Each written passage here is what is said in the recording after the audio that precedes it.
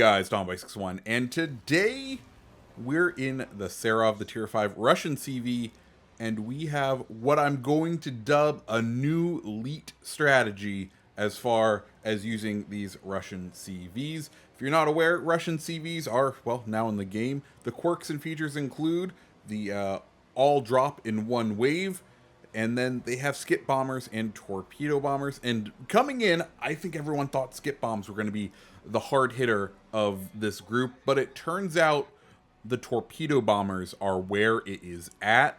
I don't know what happened, but I feel like I get way more floods with these. I think it's just because there's so many of them and they're all happening at once.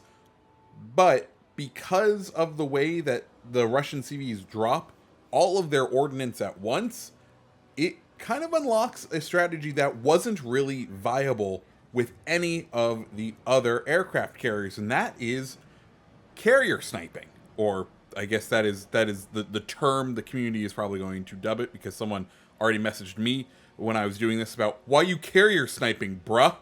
And to them I politely typed out a message. Well, our alpha strike, our alpha potential with this all ordnance drop is way higher than any of the other CVs. So it is now a viable strategy to kind of attack the enemy carrier in the opening segments of the match. And that's exactly what we are going to do here. We're going to make 2 drops on this Ryujo, and he is going to be knocked out. And that is because, well, we dropped 6 torpedoes at once. All of the other aircraft carriers, when you use them, you have to kind of hang around in that aircraft carrier's air defense bubble, and aircraft carriers do tend to have a very effective air defense.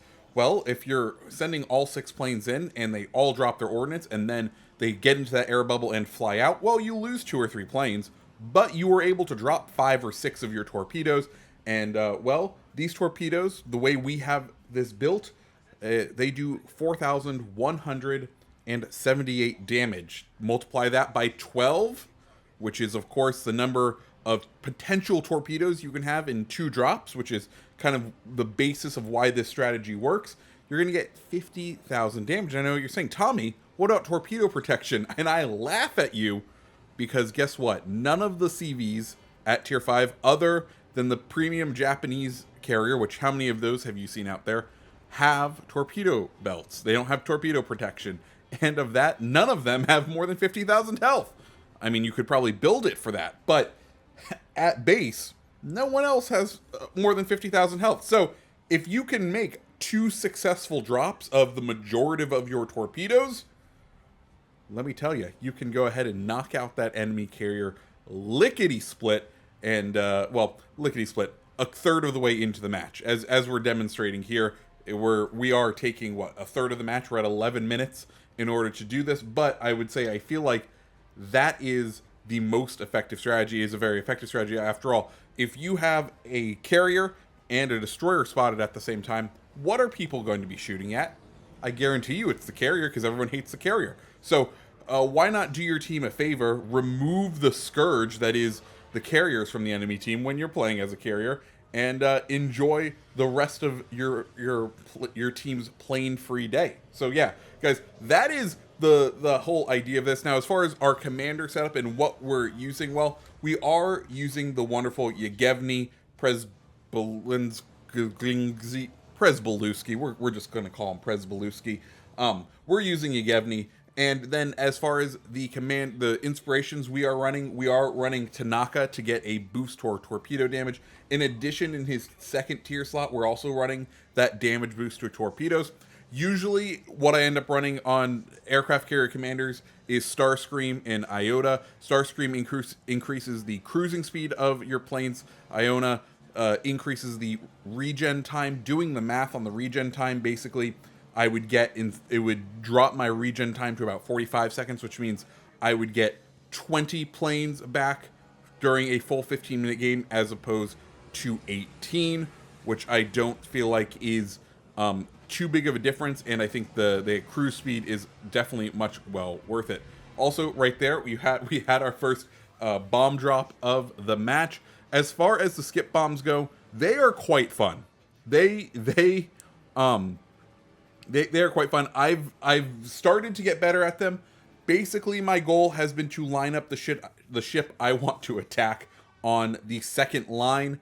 That way, the bombs should be near the bottom of one of their passes and to be skipping along, and hopefully, even if it's off a little, they are at a low enough altitude where they can strike the side of the vessel in order to do some damage. So that's been my kind of strategy. But yeah, guys, this is what I wanted to show off was this new way of playing carriers, just because, well, you know, it's kind of hard to stop. Now, one thing to note is this strategy does get increasingly more difficult if the enemy carrier is moving. If you saw right here, the enemy carrier in this game kind of just threw it into reverse, and then once they hit an island, they were happy. The Russian torpedoes are not the quickest. You can probably get good at them, especially because when carriers go into autopilot, they tend to kind of be in a straight line. So you can probably master the relatively slow torpedoes of the Russians in order to be able to hit moving carriers. But as far as an opening blow and an opening match, this is probably going to be my opening move when it comes to when I'm playing the Russian CVs from now on. I think it's very, very powerful. One, even if that first drop is the only drop we hit, it's taken half the health out of that carrier, and it's making that enemy carrier player panic for the rest of the match, right? Because as generally, if you were playing a carrier and the enemy went ahead and opened the match with trying to drop bombs on you, it really wasn't that effective. If you're like, oh, okay, you're an idiot. You're not going to do a lot of damage, and you're just going to get deplaned.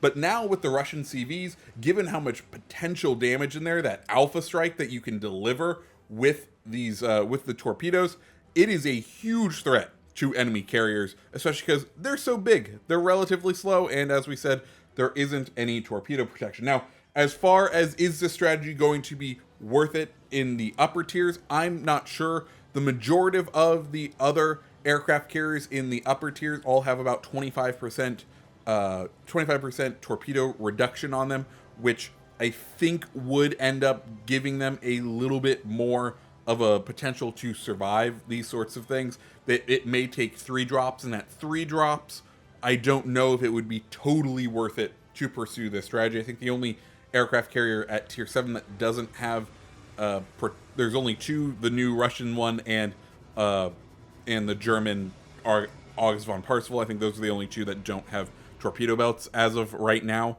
So you can kind of like, I don't think it will work at the upper tiers. But as far as tier 5 goes, guys, it's a fun, unique strategy, and maybe you should use it. I don't know. Is this considered trolling? I don't think so. Anyways, guys, yeah, that's the Russian CVs, or that's the tier 5 Serov, and the fun strategy that I've been employing over the last couple of days, because, well, it's in the game. You might as well use it. And worst case scenario, they add torpedo belt protection to the tier 5 CVs, which they probably don't need. And I know the general player feeling on CVs is they're not fun. So being able to take out the enemy CV relatively early is pretty fun. Anyways, guys, if you liked the video, go ahead and hit the like button, hit the subscribe button, and I hope you have a fantastic rest of your day. See ya.